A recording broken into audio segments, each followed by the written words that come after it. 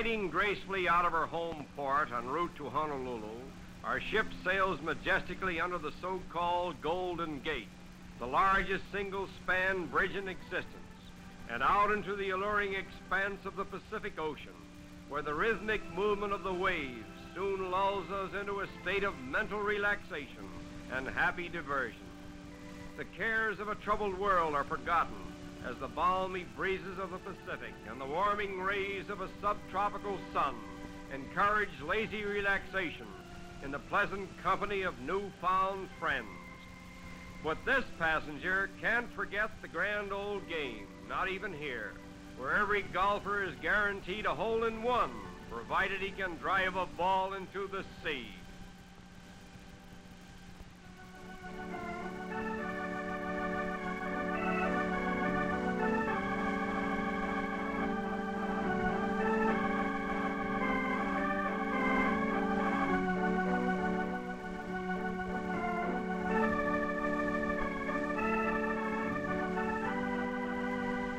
One of the more unique diversions on board is horse racing, and although it is performed with wooden horses, it does work up a certain amount of racetrack enthusiasm among the passengers.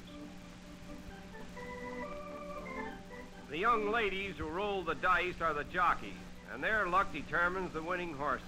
The bets are limited to trivial amounts, but one gets a thrill at seeing his horse come in the winner. And now let's go for a swim in the ship's ever-popular pool.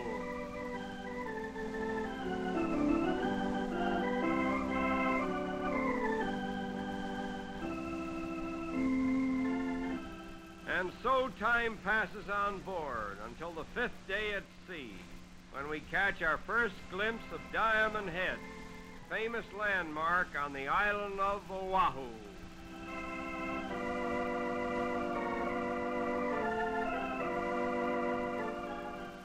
When Captain James Cook discovered Hawaii about 170 years ago, the native people greeted him with demonstrations of astonishment and delight, very much the same as they greet us today, in keeping with the ancient custom of welcoming visitors.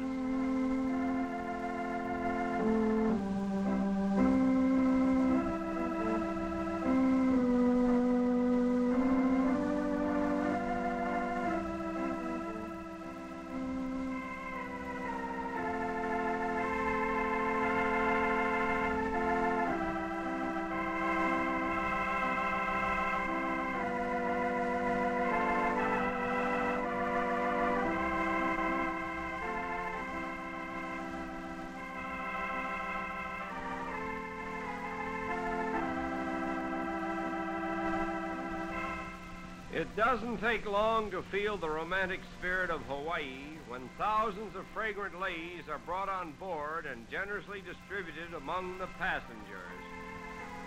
Nowhere in the world is there a more colorful custom than this one, where the floral lei becomes a poetic symbol of welcome and farewell.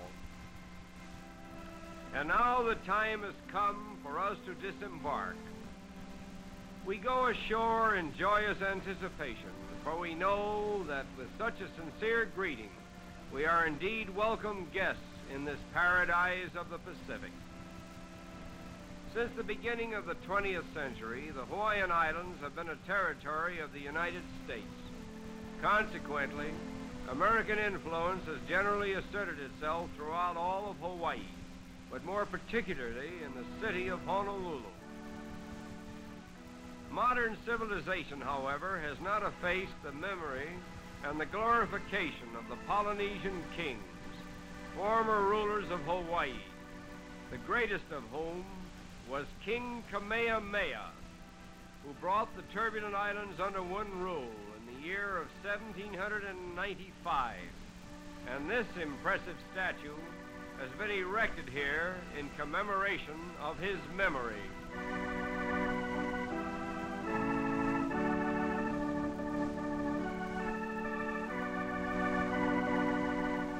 Perhaps the best-known beach in all the world is beautiful Waikiki, a mecca for sun followers who loll on its smooth sands and swim in the warm Pacific.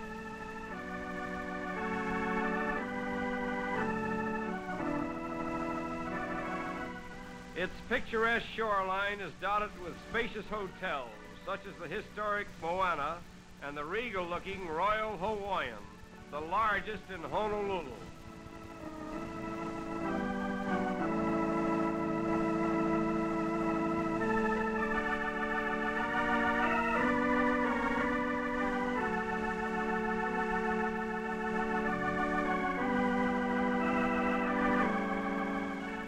Off Waikiki Beach, old Diamondhead stretches itself out into the Pacific to lure travelers from many lands and to present a welcome sight to the sailor home from the sea.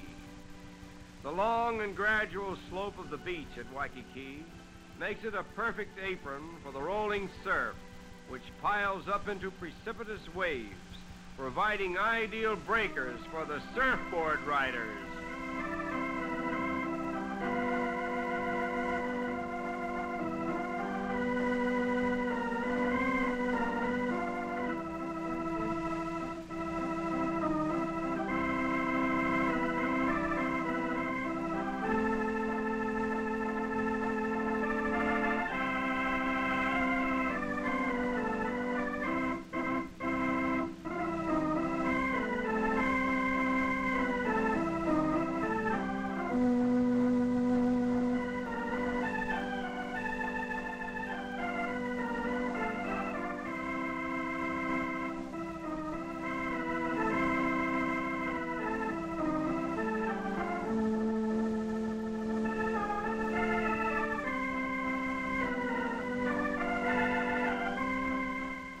Although this sport is comparatively new in other lands, it dates back through centuries of Hawaiian history, when great regattas were held by competing chiefs from all the islands, and fantastic prizes were given to the winners.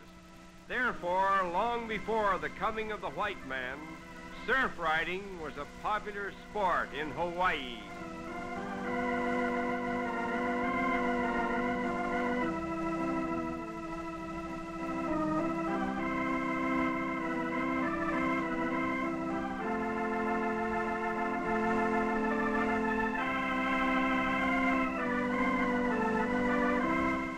The sport of kings was never more thrilling than this, and it will always remain in our memories of exciting fun at Waikiki. When Captain Cook discovered Hawaii, the native population was about 200,000, but today, chiefly because of intermarriage, there are not more than 15,000 pure-blooded Hawaiians in existence. The hula of ancient Hawaii continues to be the traditional dance of the people, and it will probably remain as such long after the original Hawaiian race is completely absorbed by other nationalities.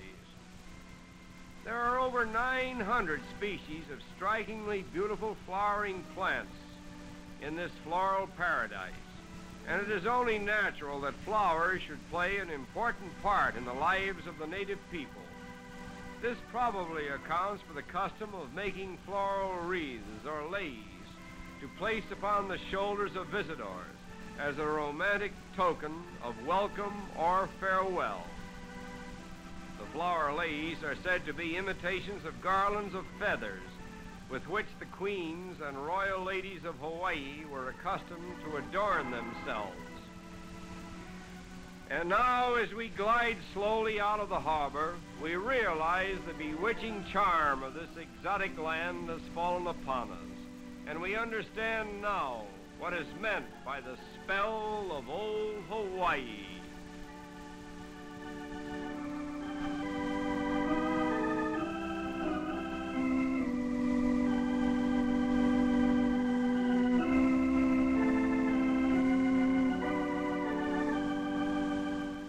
It is believed that the one who throws a lei overboard when leaving will return, provided it floats back to shore. But as far as we are concerned, it makes no difference, for we are already planning to return soon.